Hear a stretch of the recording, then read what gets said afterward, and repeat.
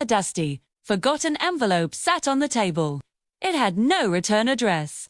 Just a single name written in ink that had long since faded. For Ion. Ion was 45 years old when he finally opened it.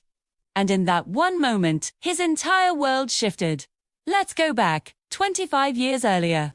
Ion was just a poor college student, living in a quiet, small town. But he was rich in one thing. He was in love. Her name was Nua. She was a dreamer, full of light and hope. He was a believer in hard work and tangible results. Every evening, without fail, they would meet by the river. They'd share a single cup of tea, splitting it between two small glasses, their conversations weaving dreams for the future. One evening, Noor turned to him, her expression serious. "If life ever separates us," she said, her voice barely a whisper, "promise me you will never hate me." Ion just smiled. The thought of them being apart seemed impossible. "Even if you were to disappear from the face of the earth," he replied gently, "I would still respect your memory." She squeezed his hand tightly, a silent promise passing between them, but life, as it often does, had other plans. Her family moved. Suddenly, there was no phone call, no new address left behind, not even a simple goodbye. All that was left was a deafening, echoing silence. The years that followed were a blur of waiting. Ion waited for a letter, a call, any sign at all. He waited until the hope dwindled into a dull ache, and then he stopped waiting altogether. He threw himself into his work, climbing the ladder of success, building a life that looked perfect from the outside. He became a successful man, respected in his field. But he never married.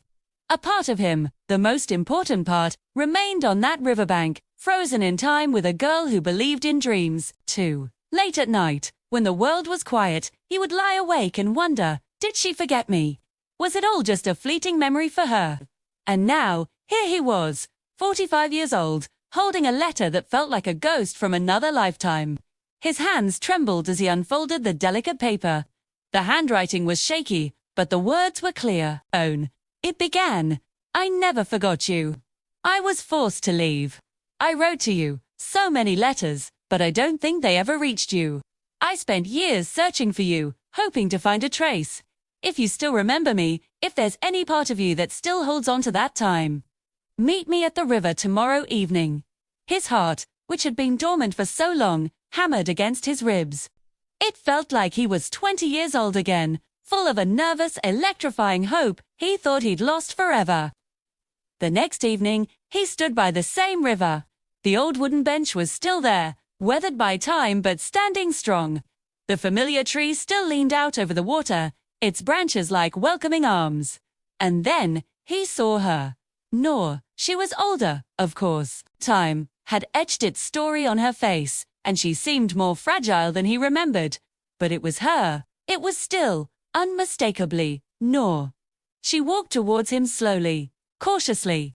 Their eyes met across the fading light, and in that instant, 25 years of silence, of questions, of heartache, melted away. There were no words. There couldn't be. Only tears, streaming down both their faces. Shu finally broke the silence, her voice soft and full of unshed pain. "I thought you forgot."